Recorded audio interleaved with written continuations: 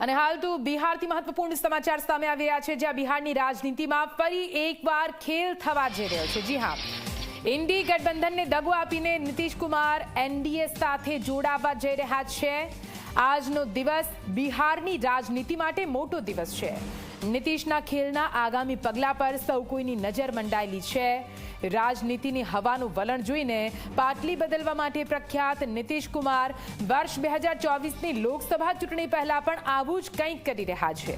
છેલ્લી વિધાનસભા ચૂંટણીમાં નીતિશ અને લાલુ પરિવારે ગઠબંધન કર્યું અને સરકાર બનાવી। થોડો સમય બધું સમૂહ ચાલ્યું, પરંતુ ફરીથી હવે નીતિશ કુમાર નવાજૂની કરી રહ્યા છે।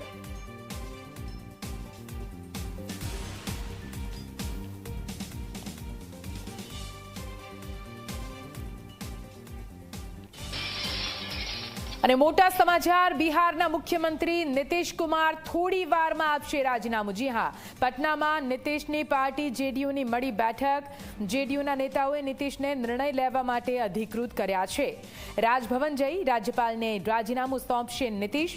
જલ્દી જ બિહારને નવી સરકાર મળી શકે છે, જો કે મુખ્યમંત્રી એ જ રહેશે।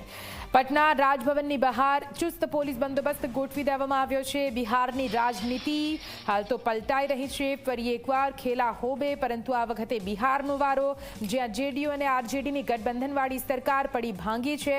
પટનામાં નીતિશની પાર્ટી અને જેડીયુની ખાસ બેઠક મળી, જેમાં નીતિશ કુમારને સર્વાનુમતે નિર્ણય લેવા માટે અધિકૃત તમામ નેતાઓ દ્વારા કરવામાં આવ્યા છે। થોડી જ વારમાં રાજીનામું આપવા માટે રાજભવન ખાતે પહોંચશે મુખ્યમંત્રી નીતિશ કુમાર।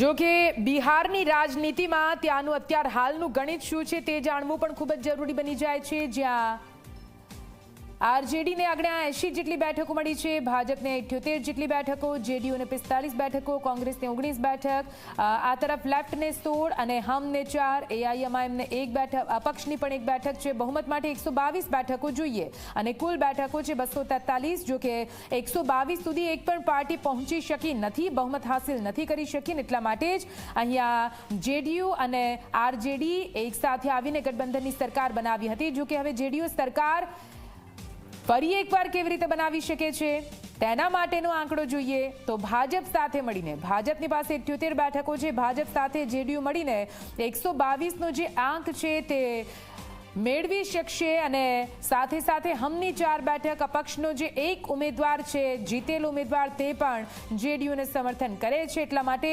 126 જેટલી બેઠકો સાથે અહીંયા બિહારમાં ફરી એકવાર નીતિશ કુમાર સરકાર બનાવી શકે છે, જો કે આ વખતે સહયોગી પાર્ટી તરીકે ભારતીય જનતા પાર્ટી હશે। તો હાલ તો આ મોટા સમાચાર સામે આવી રહ્યા છે। આજનો સન્ડે બિહારની રાજનીતિ માટે મહાસન્ડે બની રહેશે, કેમ કે પટનામાં નીતિશ કુમાર રાજભવન ખાતે થોડી વારમાં પહોંચશે। ત્યાંથી સીધા દ્રશ્યો આપને બતાવવાના પ્રયત્નો કરી રહ્યા છીએ, જ્યાં રાજભવન પહોંચી નીતિશ કુમાર મુખ્યમંત્રી પદેથી રાજીનામું ધરી રહેશે। સવાલ એ થાય કે બિહારમાં હવે કોનું રાજ? શક્યતા દેખાઈ રહી છે અને તમામ એડી ચોટીનું જોર હાલ તો જેડીયુ પાર્ટી દ્વારા લગાવવામાં આવી રહ્યું છે કે ફરી એકવાર નીતિશ કુમારની સરકાર બને। જો કે આ તરફ આરજેડી દ્વારા પણ પૂરી તાકાત સાથે સરકાર બનાવવા માટેના પ્રયત્નો કરવામાં આવી રહ્યા છે। એક બાદ એક જે નિવેદનો સામે આવી રહ્યા છે તેના પરથી લાગી રહ્યું છે કે તેજસ્વી યાદવ પણ પૂરતા પ્રયત્નો કરી રહ્યા છે કે કેમ કરીને આ વખતે બિહારમાં સરકાર આરજેડીની બને।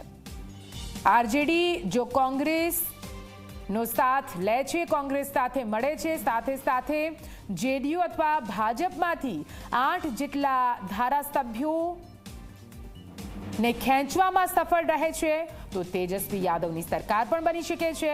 એટલા માટે જ અહીંયા સવાલ એ થાય છે કે જલ્દી જ બિહારને નવી સરકાર તો મળશે, પણ બિહારમાં આખરે કોનું રાજ આવશે તે મોટા સમાચાર સામે આવી રહ્યા છે। નીતિશને મળ્યું ભાજપનું સમર્થન। જી હા, નીતિશ કુમારને ભાજપનું સમર્થન મળી ચૂક્યું છે।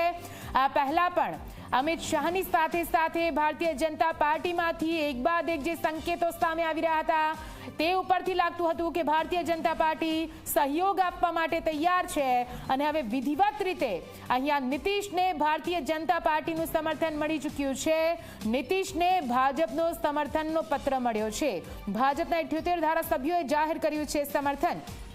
આપને જણાવી દઈએ, બિહારની ગત વિધાનસભા ચૂંટણીમાં ભારતીય જનતા પાર્ટી અને આરજેડી બે પક્ષ એવા હતા જે સૌથી મોટો પક્ષ બનીને ઉભર્યા હતા.